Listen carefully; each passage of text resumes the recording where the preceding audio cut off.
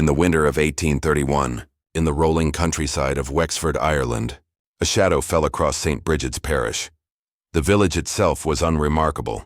Stone cottages pressed against the wind, fields lined with low hedges, and a chapel whose bells marked the rhythm of ordinary life. Yet beneath the surface, whispers traveled faster than prayer. They spoke not of salvation but of secrets hidden in candlelit halls. Parishioners claimed their priest had taken an oath not to God alone, but to something older, something far less merciful. The first stories seemed harmless enough.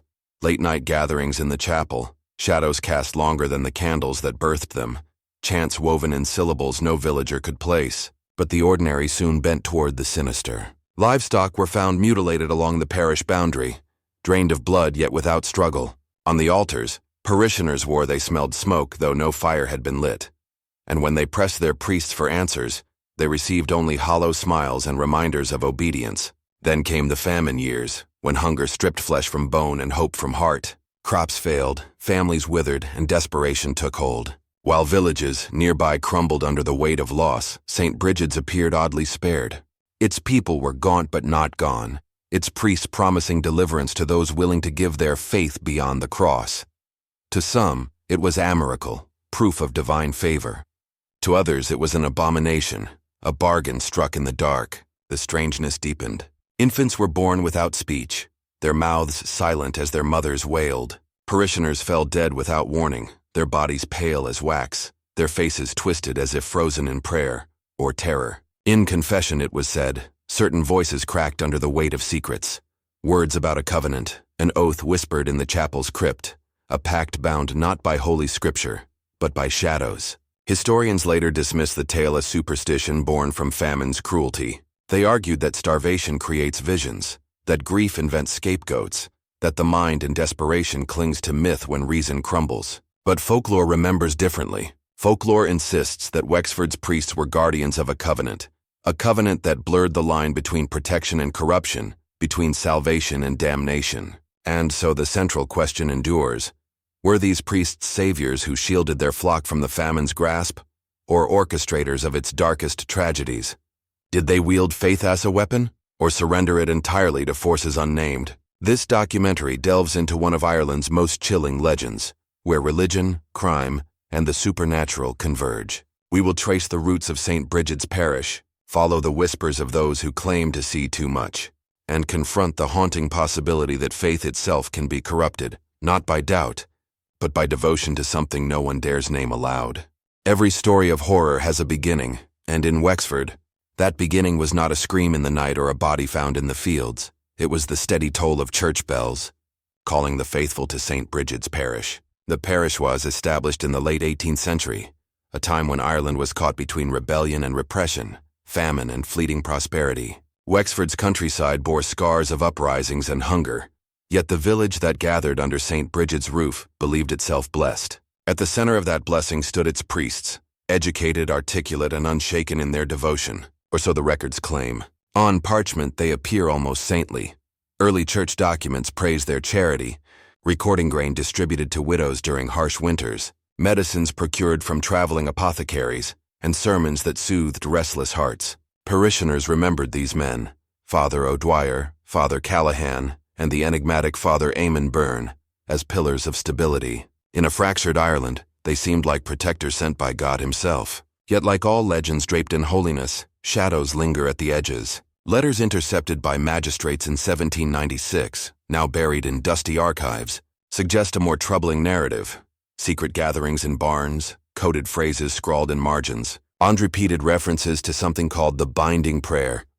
What was the binding prayer? To the untrained eye, it looked like Latin devotion, snippets of scripture rearranged into private liturgy. But folklorists point to subtle deviations, phrases that do not appear in any Catholic or Protestant text, syllables borrowed from older pre-Christian chants, some lines translated awkwardly into pleas for silence, for submission, for endurance beyond death. Whether these were pious inventions or blasphemous experiments remains uncertain.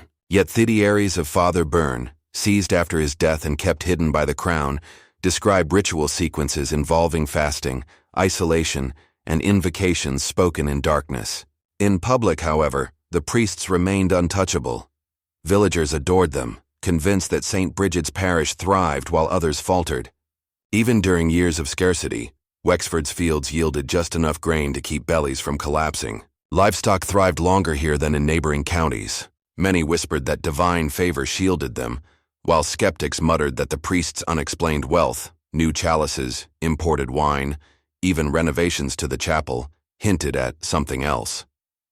Where did these resources come from, when tithes alone could not have supplied them? Feduality defined them, saints to some, sorcerers to others. In the taverns, whispers grew sharper. Travelers spoke of strange lights flickering inside the chapel at midnight. Shepherd boys claimed to hear low chanting carried by the wind, syllables heavy like stones. And, in one chilling account, a farmer described seeing the priests in procession. 3 figures moving through the fields with lanterns. Their robes trailing in mud, murmuring words, the farmer swore made the cattle cry out. Psychology offers one interpretation. Communities on the edge of survival often project their fears and hopes onto authority figures. To a starving villager, a priest handing out bread becomes not just a man of faith but a miracle worker, perhaps even a savior. Conversely, the same priest's wealth or secrecy can transform him into a villain, a scapegoat for unexplainable misfortune. Cognitive dissonance births myths, and myths take root in collective memory. By this logic, the priests of St. Bridget's were simply victims of exaggerated reverence and suspicion. But folklore tells a darker tale. Old women who tended fires at the village edge swore the priest had bound themselves by blood, cutting their palms and pressing them to the altar stone deep beneath the chapel. They claimed the binding prayer was not a devotion but a pact, a covenant forged with forces older than Christ, spirits who promised protection in exchange for obedience. In these stories, charity was not generosity but payment, a careful balancing act to appease both parishioners and shadows. The contrast between record and rumor is stark. On one hand, we see men whose names appear in history books as servants of God, stabilizing a village in chaos. On the other, we encounter the outlines of a covenant whispered across generations, shaping the very identity of Wexford. Which version holds truth? Perhaps both, perhaps neither. One detail, however, resists dismissal: the secrecy. Diaries discovered in a barn after Father Callahan's death mention meetings after the 9th hour, always in seclusion, always in candlelight. He describes a circle of devotion, though his language drifts into metaphor that feels more occult than clerical. He writes of sealing words and chains of silence, phrases that mirror folk incantations recorded in rural charms of the era. Scholars debate whether this was coded political writing, priests often used metaphor to evade crown scrutiny, or evidence of something stranger. We must also confront the mystery of their sudden wealth. Between 1790 and 1805, records show a spike in parish holdings, new farmland acquired, debts erased, furnishings imported from Dublin. The priests never explained these resources publicly. To parishioners, it was divine providence. To skeptics, it was exploitation, or worse, the fruit of forbidden bargains. Even today, folklorists insist that wealth flowed into St. Bridget's not by coin or harvest, but by covenant sealed in secrecy. Consider also the timing. The late 18th century was a period of upheaval. Rebellion, hunger, and plague. Superstition thrived in desperation, but so did secrecy. Secret societies, both political and mystical, flourished in Ireland during this period. Was the covenant merely one more society, cloaked in ritual but grounded in earthly schemes? Or was it genuinely supernatural, a pact that blurred the line between priest and sorcerer? The parishioners themselves left conflicting testimony. Some praised their priests until their dying breath, claiming the parish never would have survived without them. Others muttered of curses, of neighbors who fell ill after refusing the priest's counsel, of children born silent in households that questioned authority. The community was split, half grateful, half fearful, all bound together by silence. It is this silence, more than any single act, that built the legend. Few spoke openly, but everyone whispered. Silence became the parish's inheritance, passed from parent to child, encoded in rumor. Whether born from trauma, manipulation, or true covenant, the result was the same. A village that thrived outwardly, yet trembled inwardly, unsure if it was blessed or damned. And so the origins of the covenant remain tangled. Were Father Byrne and his brethren holy shepherds, bending under the weight of responsibility? Or were they architects of horror, men who believed salvation could be purchased not through prayer but through blood and silence? History cannot answer definitively, for documents are scarce and biased, and folklore is slippery. What we know is this: The foundation of St. Bridget's Parish was built not only on stone and faith, but on secrecy. And that secrecy would echo for generations, shaping the terrifying legacy we now call the Covenant of Wexford. By the early 1830s, something shifted in Wexford. The bells of St. Bridget's Parish still tolled with steady assurance, but behind the hymns and sermons, unease began to grow. People did not vanish often in rural Ireland. Communities were small, everyone accounted for, and strangers were noticed instantly. Yet it was here, beneath the stone shadow of the parish, that the first cracks in faith appeared, marked not by rumors alone, but by names, faces, and absences that could not be denied. The first to vanish was a peddler named Declan Hayes. He was not a native son, but a traveler, known for hauling a wooden cart of pots, fabric, and trinkets between villages. Records describe him as a quiet man, polite but unmemorable, the sort of figure who slipped easily in and out of towns. In the spring of 1831, Hayes was last seen entering the rectory at St. Bridget's, carrying a bundle of imported cloth. A local blacksmith remembered watching him approach the church steps, cheerful at the prospect of selling goods to priests known for their fine taste. But Hayes never returned for his cart. Days later, his mule was found grazing near the road, untethered. His belongings remained untouched. Hayes himself had dissolved into silence. The Dublin constabulary recorded his disappearance but dismissed it quickly. A wandering peddler, they reasoned, could have left without warning, fled debts, or fallen prey to highwaymen. Such conclusions soothed officials but not villagers. The cart, the mule, the goods all left behind did not suggest flight. The blacksmith's testimony, describing Hayes entering the rectory doors and never emerging, clung stubbornly to local memory. Folklore would later claim his cries were heard that night, faint and muffled, rising from beneath the chapel floor. The second absence struck closer to home. A maid named Bridget Keane worked in the parish itself. She was young, barely 17, sent by her family to serve in the rectory kitchens. Known for her lively chatter and quick smile, she was well liked among parishioners. But in late autumn of 1831, Bridget confided to a neighbor that she had witnessed something unsettling. Figures robed in black descending into the rectory cellar at midnight. She insisted they were not the priests in their ordinary cassocks, but cloaked in garments she had never seen before. Garments that seemed ceremonial. A week later, Bridget vanished. Her disappearance was harder to dismiss. Parish records noted her employment, and her family demanded answers. The priests claimed ignorance. Bridget, they insisted, had left her post voluntarily. They even suggested she had eloped with a farmhand. But her belongings remained in her quarters. A rosary, a shawl gifted by her mother, letters unfinished. There was no trace of departure. Whispers spread quickly. Bridget had seen too much. Folklore insists she was taken as the first human tithe, her life offered to sustain a covenant only half understood by those who whispered it. Witnesses added fuel to suspicion. Several villagers claimed to hear faint cries at night, drifting from the chapel walls as though voices were trapped within stone. A miller's wife swore she heard a woman sobbing during Vespers, the sound hidden beneath the priest's chanting. Others described footsteps pacing long after the church should have been locked. These reports, dismissed by officials as hysteria, carried weight among villagers who lived within earshot of the chapel. By 1832, disappearances multiplied. A farmer named Thomas Larkin vanished after delivering grain to the parish storehouse. A stable boy was reported missing after tending the priest's horses. None were ever found. Each case bore the same uncanny detail.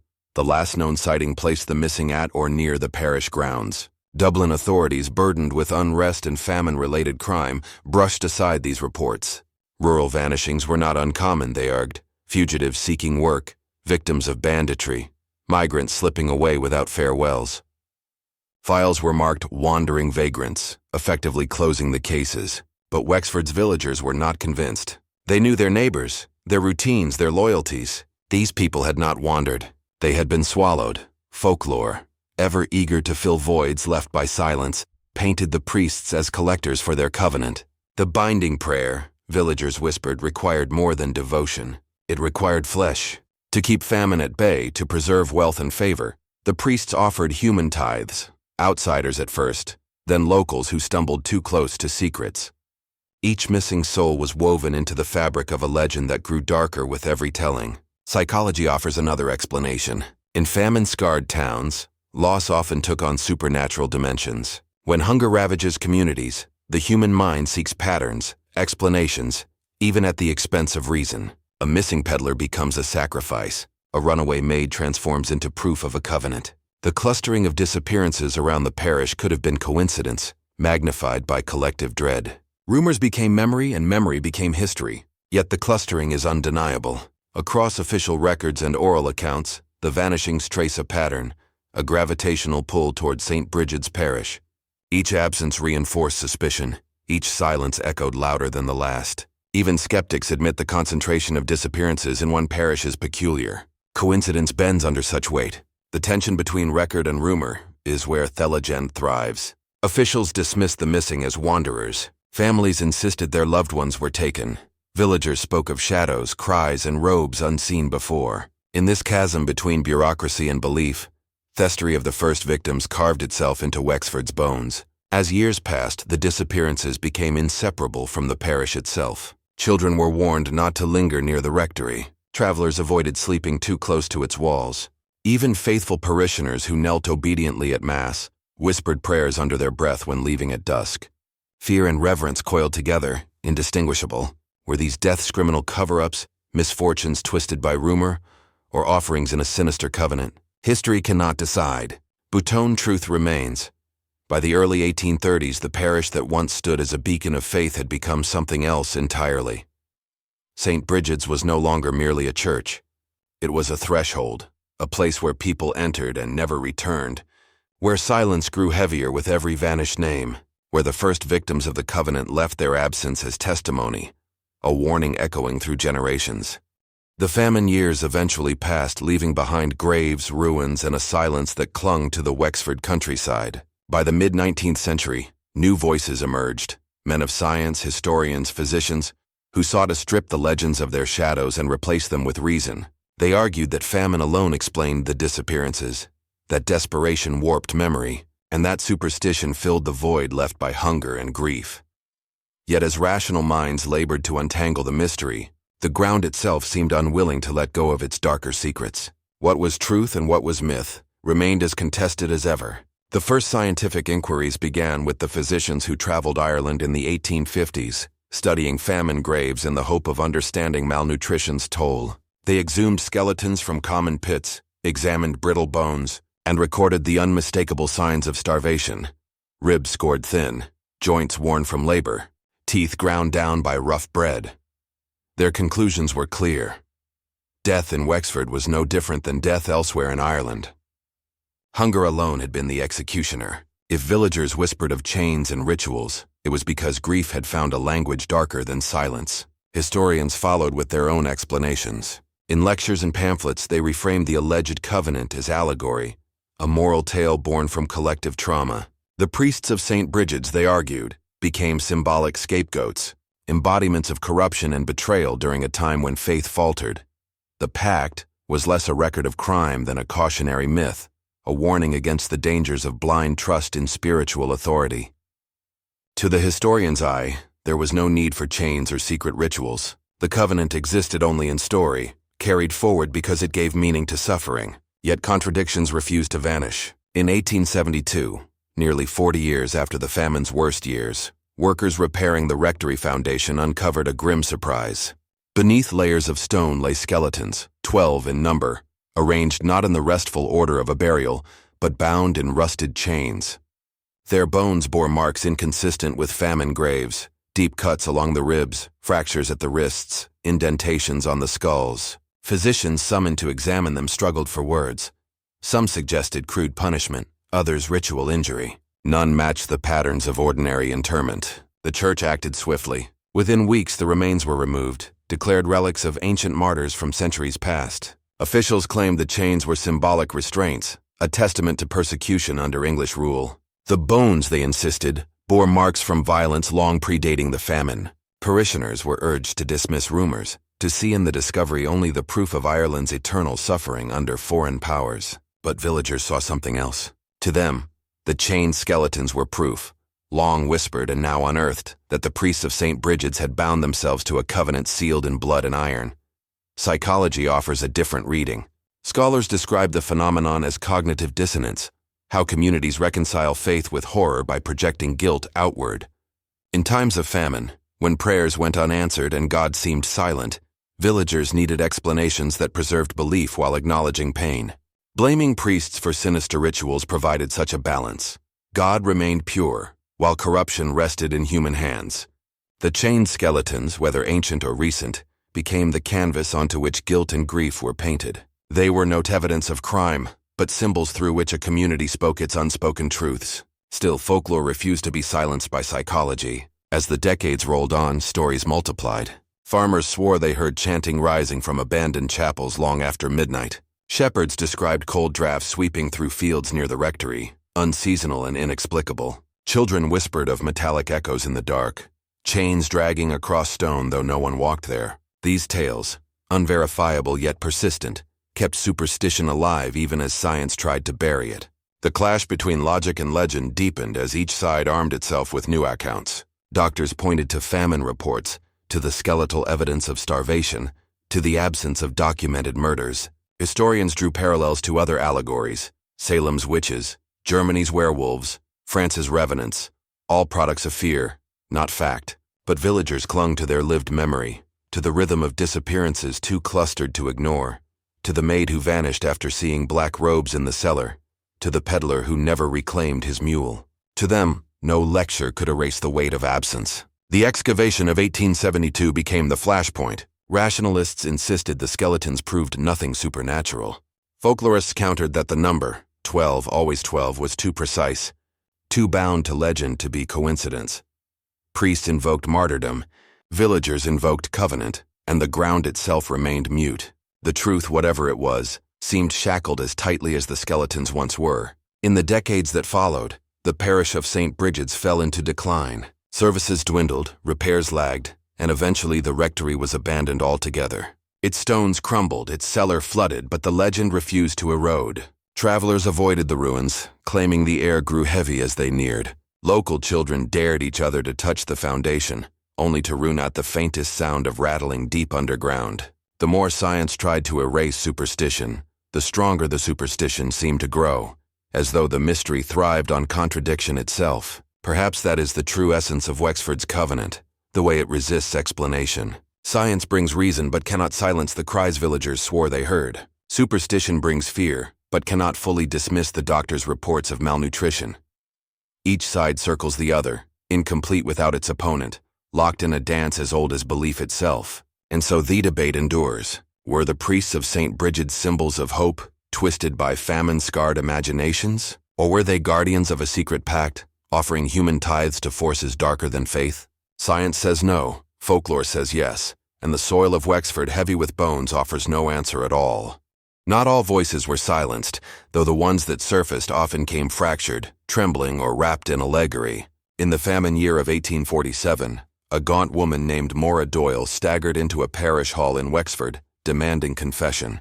Her story was recorded not in official ledgers, but in a marginal note written by a young curate, preserved only because it was copied decades later into an antiquarian's notebook. She claimed her younger brother, Cillian, had been mocked publicly for ridiculing the priest's sermons, and 2 nights later, he vanished. Mora described restless dreams in which she saw him shackled beneath the parish, his lips sewn shut with coarse thread. She insisted she heard his muffled voice through the chapel floorboards during Sunday Mass, as though he were still struggling to speak. Accounts like Mora's are difficult to verify, but they equally with other testimonies scattered across Ireland in the famine years. Families whispered of loved ones disappearing after minor quarrels with clergy, after laughing too loudly at a funeral, after refusing to pay an extra tithe of grain.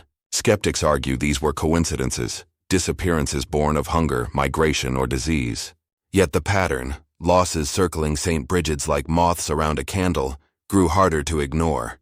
Decades later, when the famine's shadow still hung over Wexford, descendants of those parishioners carried stories that seemed less like folklore and more like inherited wounds. In the Doyle family 3 generations later, children were said to be born without the ability to speak, or else plagued by nightmares of iron chains dragging across stone. One great-grandson interviewed in the 1920s insisted he woke each night to the sound of hymns sung backward.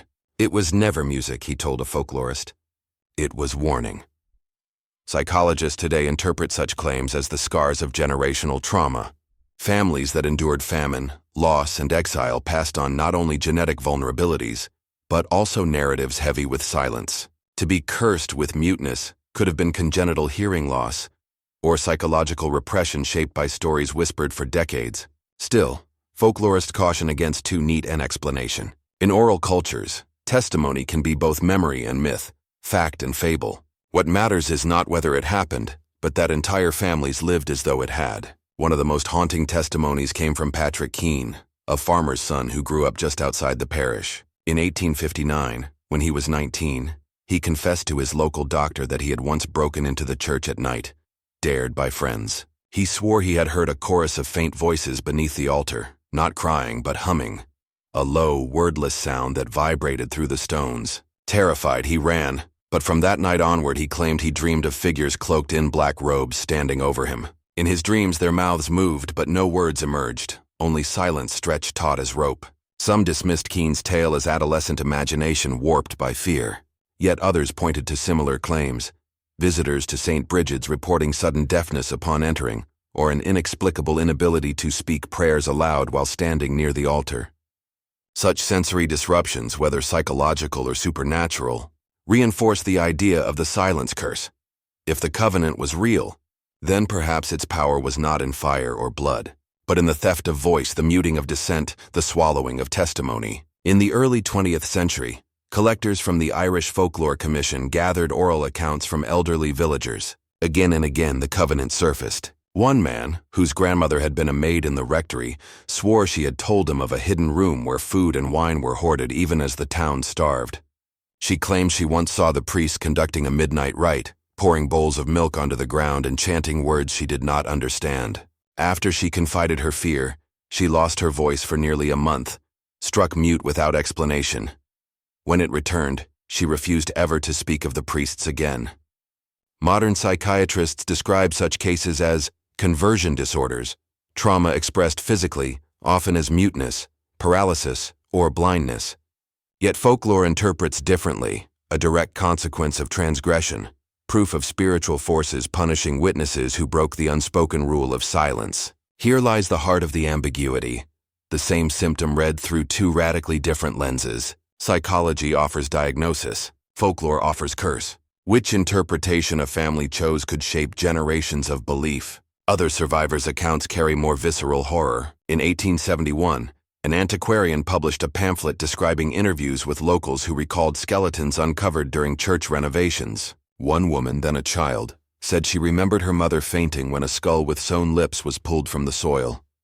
The pamphlet was derided as sensationalist, yet the imagery clung stubbornly to the legend, feeding rumors that Maura Doyle's dream of her brother with stitched mouth had not been allegory, but memory disguised. Stories also emerged from emigrants who had fled famine-scarred Wexford. In New York, Irish enclaves told of the voiceless priests of St. Brigid's. A legend passed among dock workers and laundresses. Some claimed families who left Wexford carried with them a generational dread, children waking screaming in the night, mothers insisting they saw hooded figures lingering near their doorways. Trauma became portable, stitched into identity crossing oceans. The pattern in these survivor narratives is clear. Details shift, timelines fracture. But the emotional texture remains constant. Fear, silence, dread of voices lost. Even skeptics concede that the persistence of the legend speaks to a reality deeper than fact. Whether rooted in actual crimes or in psychological scars, the covenant left marks that could not be erased by death or distance. Consider also the testimony of Father Declan Byrne, a priest sent to Wexford in 1898. In a private letter, he confessed that while he'd never seen evidence of sorcery, he often felt the press of silence when walking the church grounds at night. "It is not emptiness," he wrote. "It is silence with weight, silence that seems to have substance. The very air insists upon it." Byrne was no folklorist, no starving villager desperate for explanations. He was an educated man, yet even he could not dismiss the sensation that the land itself remembered. From a psychological angle, such descriptions resemble collective memory encoded in place, what scholars call traumatic landscapes. Sites of suffering often feel heavy, oppressive, shaping perception for those who visit.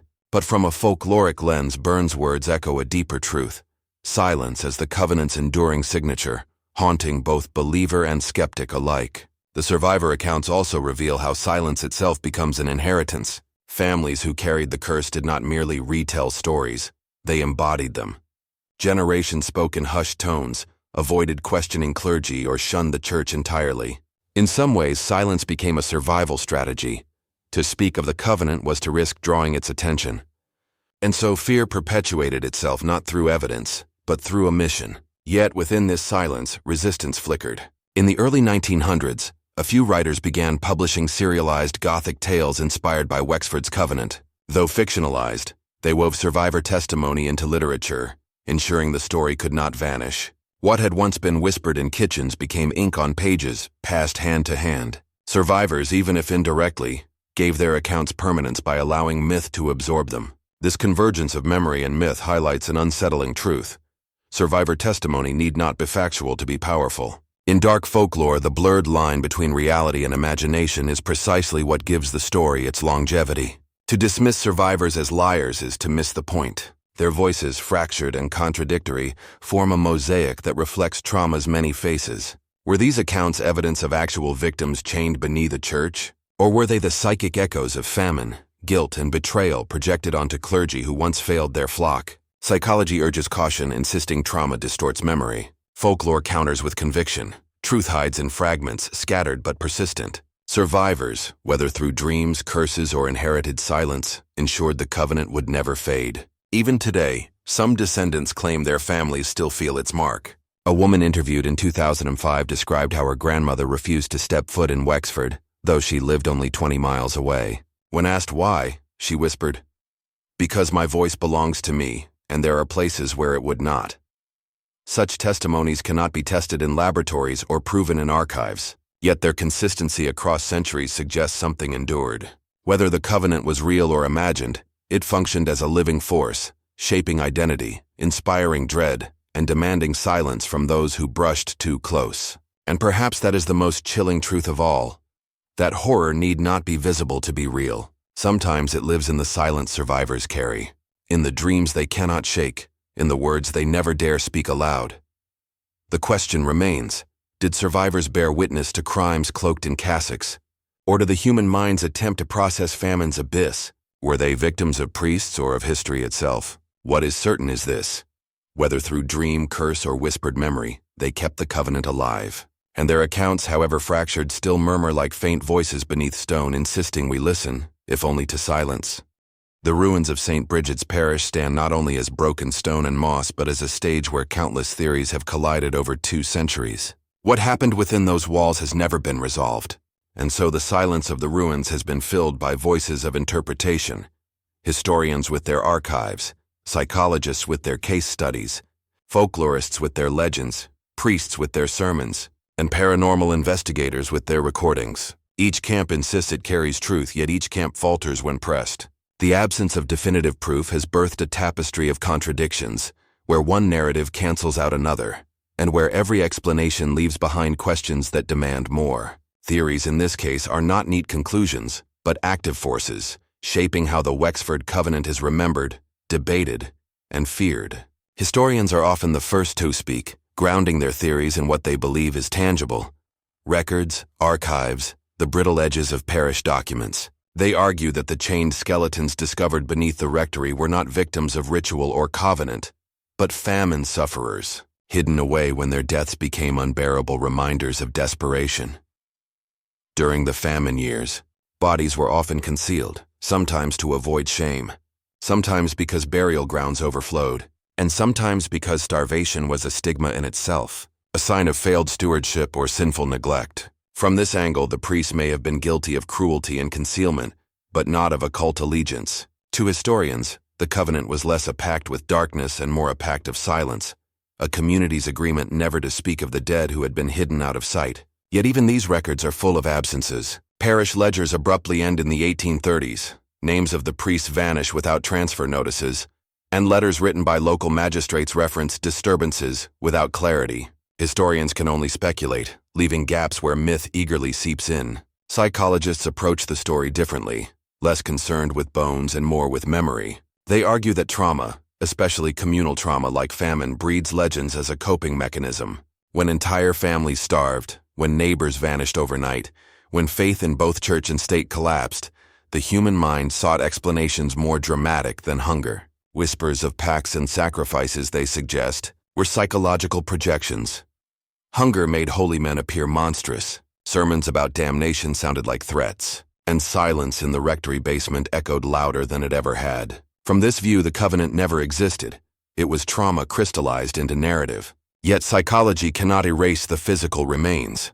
The chained skeletons unearthed in 1872, nor can it account for testimonies that stretched across generations, describing nightmares of sewn mouths and muteness passed through bloodlines. Psychology explains the fear, but it struggles to dismiss the fragments of evidence that keep the legend alive. Folklorists, however, thrive on those fragments. For them, the absence of complete evidence is proof of endurance. Legends survive because they adapt. They point to similar tales across Ireland and Europe: churchmen who bartered with shadowy forces during famine, villages cursed when oaths were broken, relics that demanded blood torment potent. Folklorists argue that the Wexford priests became part of a larger mythological pattern, woven into Ireland's long memory of hunger, religion, and betrayal. The silence curse passed through families, the chained skeletons beneath the floor, the whispered prayers still heard in the ruins. All of these, they say, are not just memories but living myths, constantly reshaped by each telling. For folklore, truth is not about evidence but resonance. The covenant lingers not because it can be proven, but because it refuses to be forgotten. Paranormal investigators step into the ruins armed with devices, not books. They claim their recordings capture what neither historian nor psychologist can: the lingering voices of the covenant itself. Cold spots measured by thermal sensors, metallic echoes in stone chambers, faint recordings of whispered Latin prayers that no one present recalls saying. These have become the evidence of haunting. Some teams insist the priests succeeded in binding voices to stone, leaving behind a resonance that still answers when called. Others claim to have seen shadows kneeling, flickering at the edge of candlelight long after midnight vigils. Critics dismiss these findings as tricks of acoustics or suggestive groupthink, but believers argue the ruins themselves resist silence, replaying fragments of horror for those willing to listen. Whether real or imagined, these investigations add new layers to the myth, fueling debate and drawing curious outsiders who leave with stories of their own unease. Then there are the occult theorists, who weave the darkest tapestry of all. They argue that Whitlock's covenant in Albany and the Wexford Pact were not isolated incidents, but nodes in a hidden network of ritual practices. In their view, the priests of St. Bridget's did not fall into superstition, but consciously bound themselves to a force that promised survival in exchange for souls. Chained skeletons, sewn mouths, mute descendants. All of these are seen as marks of ritual binding, echoes of sacrifices meant to silence the voice of the community and feed it to something inhuman. The covenant, they claim, was designed not merely for survival but for immortality. Priests who bartered their congregations' voices to extend their own lives. Priests whose shadows still walk the ruins because their pact has not yet expired. These theories cannot be proven, yet they cannot be entirely dismissed either, because every missing piece of evidence becomes fertile soil for their roots. Yet none of these theories align perfectly. Historians admit the archival silence is suspicious. Psychologists acknowledge that trauma does not explain physical chains embedded in bone. Folklorists remind skeptics that myths endure only when they echo truth, no matter how distorted. Paranormal investigators offer recordings that can neither be verified nor entirely dismissed. Occult theorists build arguments on absence, weaving possibility into certainty. Each perspective pulls the covenant in a different direction, yet none close the story. Instead, they create a paradox: too many explanations, yet no resolution. The absence of proof becomes the proof itself. Why are there no complete parish records for the 1830s? Why did the church seal documents in Dublin marked only as ecclesiastical disturbances? Why did descendants of parishioners carry stories of mute children long after famine ended? Why were the skeletons beneath the rectory chained rather than simply buried? Every gap becomes a doorway. Every silence becomes a voice. Every theory a reflection of what the speaker most fears or believes. Theories do not end the covenant, they keep it alive. This is the danger and the allure of the Wexford mystery. It is not a story that invites resolution, but one that thrives on contradiction. The priests may have been victims of famine themselves, accused unfairly by a desperate population. Or they may have been perpetrators of unrecorded crimes, their secrets hidden beneath altars and stone. Or perhaps they were something else entirely, men who crossed the boundary between faith and darkness, leaving behind a covenant whose echoes still kneel in ruined chapels. The audience, like the villagers of Wexford 2 centuries ago, is left to choose which lens to trust: history, psychology, or myth. Each explains something, but none explain all. In the end, the theories and myths surrounding St. Bridget's Parish are less about answers and more about endurance. The Covenant survives because it refuses to be captured fully by any frame. It lives in records half-burned, in testimonies blurred by time, in folklore retold around fires, in cold drafts through broken windows, in electronic whispers caught by investigators, and in the silence that no theory can entirely erase. The ruins remain, and with them the question: were the priests guilty of crime, cursed by legend, or both? The Covenant waits unbroken, not in evidence but in doubt, and in doubt perhaps it finds its immortality. Today, St. Bridget's Parish stands as a ruin of stone and shadow, half devoured by moss and silence. The once proud chapel walls are broken, their stained glass long since shattered, leaving only jagged teeth of lead and shards buried in the earth. The crypt, sealed by earth and time, remains inaccessible, but its presence weighs upon the land as heavily as any monument. The church's official records say little, and local histories are careful to avoid mention of the Covenant. Yet for the people of Wexford, silence does not erase memory. At dusk, when the light fades and the village streets grow empty, some still whisper when they pass the hollow shell of St. Bridget's. It is as though the stones themselves carry a weight of unspoken testimony, a record written not in ink but in dread. Eyewitness accounts, though impossible to verify, continue to surface even in modern times. Travelers speak of faint chanting carried on the wind, of metallic echoes that resemble chains rattling in the unseen depths of the crypt. Others claim to have glimpsed shadowy figures kneeling in silent prayer, locked in positions of eternal devotion long after midnight. The stories vary in detail but are united in tone. A presence lingers, one that refuses to yield to history or reason. Skeptics dismiss such reports as superstition clinging to ruin, but believers argue that the Covenant has not ended. It simply waits. The absence of definitive truth is perhaps what keeps the mystery alive. No confessions were ever written, no covenant ever officially documented, and no court of law ever held the priests accountable for the disappearances. What survives are fragments, bones unearthed beneath the rectory floor, stories passed down in hushed tones, and the persistent sense that something was never fully resolved. For psychologists, the legend is a case study in cultural trauma. They argue that famine, loss, and guilt crystallized into story, transforming grief into something tangible, something the community could point to and say, "Here is why we suffered." In this reading, the Covenant is not history but allegory, a dark mirror of the human mind struggling to make sense of horror. The Church, on the other hand, insists that the tale is blasphemy. To its defenders, the story is nothing more than an anti-clerical fabrication, born in a century of suspicion and starvation. The chained skeletons? Martyrs from ancient times, misinterpreted by those who wish to see corruption where there was none. The whispers in the ruins, the human imagination feeding upon decay and darkness. In this light, the story becomes not a revelation of evil, but a warning against the dangers of slander, rumor, and unchecked folklore. And yet folklorists resist dismissal. For them, the persistence of the Covenant tale across centuries is evidence of something deeper than hysteria or fabrication. Stories this enduring do not survive without roots. They argue that memory, collective, generational, and spiritual, imprints itself on landscapes. In this view, the voices of the Covenant still linger, because they are woven into the fabric of the parish itself, carried forward not just in human recollection, but in the stones, the soil, and the silence. So the mystery endures, unresolved, straddling the thin border between faith and fear. Were the Wexford priests saviors, bending under the weight of famine and desperation? Or were they monsters, cloaking cruelty in the robes of sanctity? Or perhaps they were something else entirely, men caught in a tide of suffering that demanded impossible choices, their actions forever recast in rumor and legend. The truth may have been buried with them in the earth, sealed in the crypt where no sunlight falls. But as long as the ruins stand, as long as voices still whisper through broken windows and shadows linger where no figures stand, the question will never be laid to rest.